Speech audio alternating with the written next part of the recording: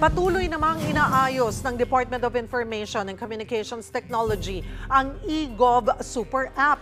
Pero paano nga ba ito gamitin? Para bigyan ng mukha ang balita, Mobile Journal, Amy Atienza.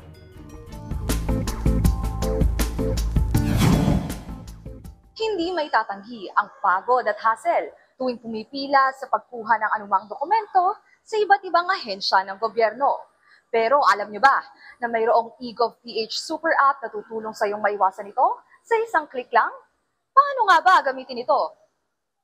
Ano? Wala ka pang account sa eGov Super App?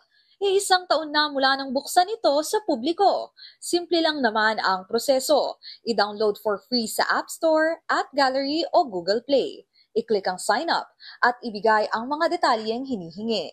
Kunin ang OTP na isi-send sa iyong phone o email. Tapos, ipapascan ang QR code ng iyong PhilSys ID o kaya naman, i-fill up ang mga hinihingi sa pahina gaya ng citizenship at birthday. Paalala, kapag gagawin mo ito, siguraduhin nasa maayos na lugar at sapat ang ilaw para sa face verification. That's it! Pwede ka nang magbayad sa mga transaksyon sa gobyerno, maghanap ng trabaho at kahit maghanap ng next mong gala. Ito pa, pag may krimen, i-report system na. Na-scam ka ba?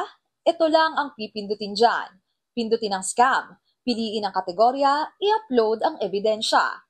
Kita mo, may re-responde agad. Andyan din ang kadiwa ni Ani at Kita na maaaring makatulong sa mga benepisyaryo ng farmer and fisherfolk cooperatives and associations. ATM, higit 10 million ang users ng eGov PH Super App as of November 15 yan.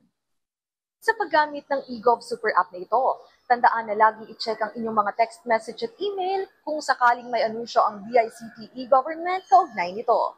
Mobile journalist Amy Atienza po, hatid ang mukha ng balita.